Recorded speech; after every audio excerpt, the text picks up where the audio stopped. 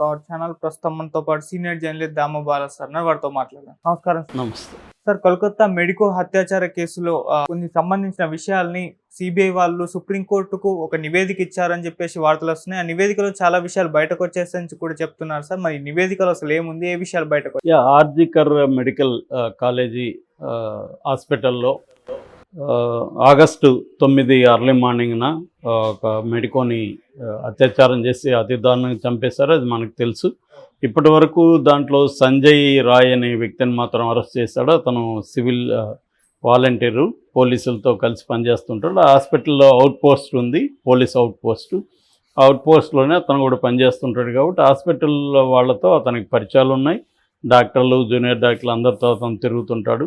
So ఈ క్రమంలో అతను ఇప్పటి వరకు అతను ఒక్కడనే అరెస్ట్ చేశారు. సో ఈ క్రమంలో ఫస్ట్ హైకోర్టు దీని మీద తీసుకొని 5వ రోజు నుంచి సిబిఐ ఎంక్వైరీకి ఆదేశించారు. 5వ రోజు సిబిఐ ఎంక్వైరీ స్టార్ట్ అయింది.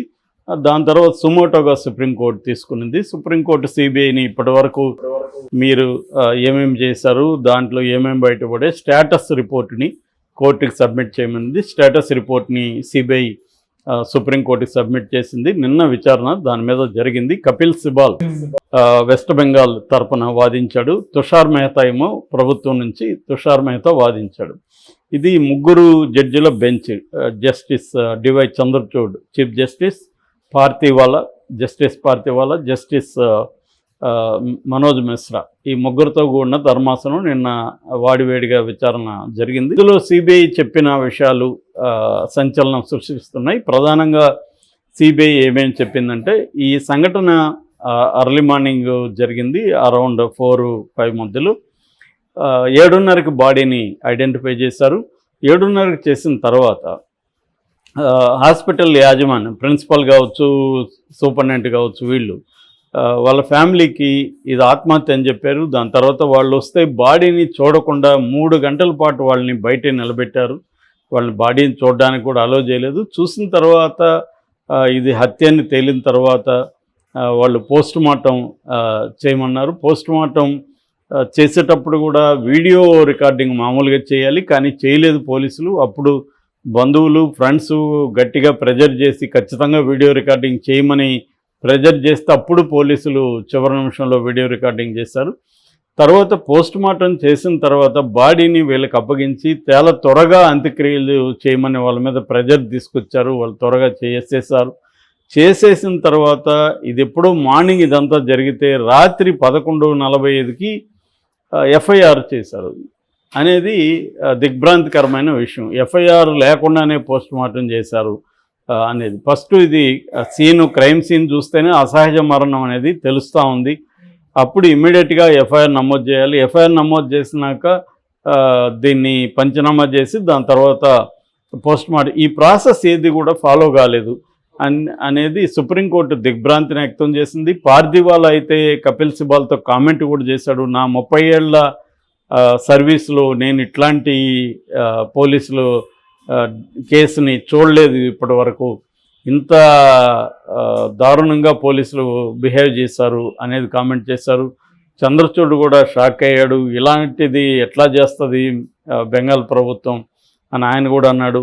ఈ లోపల వీళ్ళిద్దరూ ఒకరినొకరు నిందించుకున్నారు, తుషార్ మెహతా అండ్ కపిల్ సిబాల్.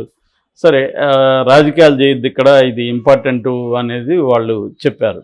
అట్లాగే సిబిఐ ఇంకొన్ని విషయాలు కూడా బయటికి తెచ్చింది. ముఖ్యంగా ఈ సంజయ్ రాయ్ అనేవాడు ఆ రోజు ఆగస్టు 8వ తేదీని ఈ అమ్మాయిని దగ్గరగా వెళ్ళి చూడడం అవన్నీ కూడా ఉన్నట్టుగా సీసీటీవీలో ఉంది.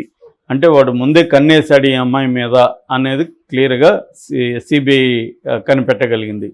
అట్లాగే వీడు అర్ధరాత్రి జూనియర్ డాక్టర్స్తో కలిసి డిన్నర్ చేశాడని, తర్వాత 1 గంటకి 3rd ఫ్లోర్లో ఉన్న కాన్ఫరెన్స్ హాల్కి వెళ్ళాడు ఒకసారని, తర్వాత 2:30కి జూనియర్ వైద్యురాలు ఒక అమ్మాయి, జూనియర్ డాక్టర్ ఒక అమ్మాయి తనతో ఏదో చెప్పేసి వెళ్ళిందని, తర్వాత 4 గంటలకి తను ఆ కాన్ఫరెన్స్ హాల్లోకి వెళ్ళాడని, ఇదంతా కూడా సీసీటీవీలో రికార్డ్ అయింది. ఈ విషయాలన్నీ కూడా సిబిఐ సుప్రీంకోర్టుకి మెన్షన్ చేసింది.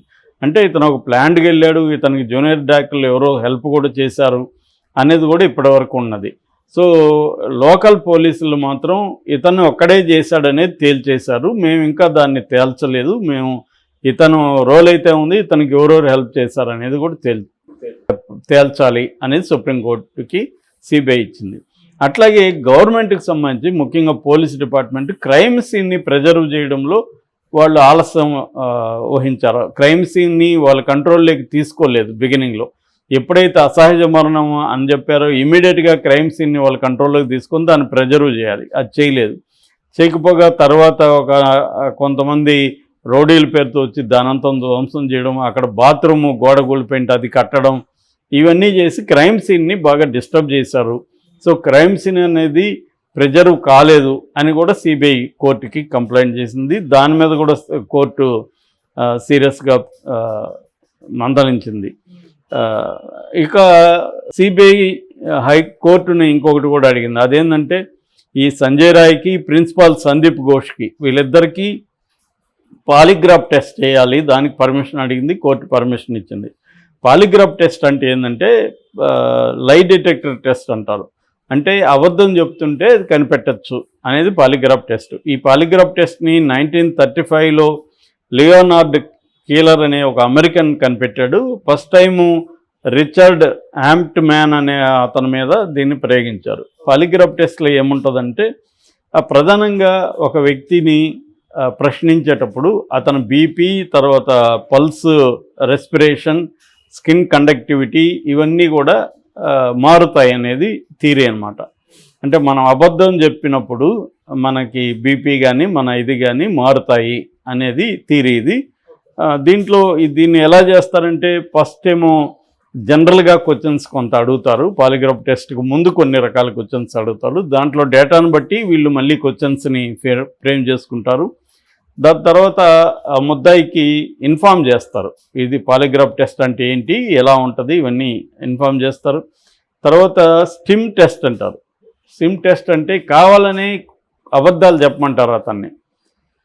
అంటే నీ పేరు ఏంటంటే నా పేరు అతని పేరు రమేష్ అంటే ఏ రాఘవ అని చెప్పాడు అనుకో, అప్పుడు మేము కనిపెట్టాము చూడని వీళ్ళు చెప్తారనమాట. అట్లాంటి కావాలని నువ్వు అబద్ధాలు చెప్పు, మేము కనిపెడతాం అని చెప్పి అతన్ని దాన్ని స్టిమ్ టెస్ట్ అంటారు. స్టిమ్. సో అబద్ధాలు చెప్పమని వీళ్ళు కనిపెడతారనమాట. మూడోది ఇర్రెలవెంట్ క్వశ్చన్స్ వేస్తారు, సంబంధం లేని ప్రశ్నలు వేస్తారు. నాలుగవది డయాగ్నోస్టిక్ క్వశ్చన్స్ అంటారు. అంటే డయాగ్నైజ్ చేయడానికి ప్రాబ్లం ఏంటి అనేది డయాగ్నైజ్ చేయడానికి కొన్ని క్వశ్చన్స్ వేస్తారు.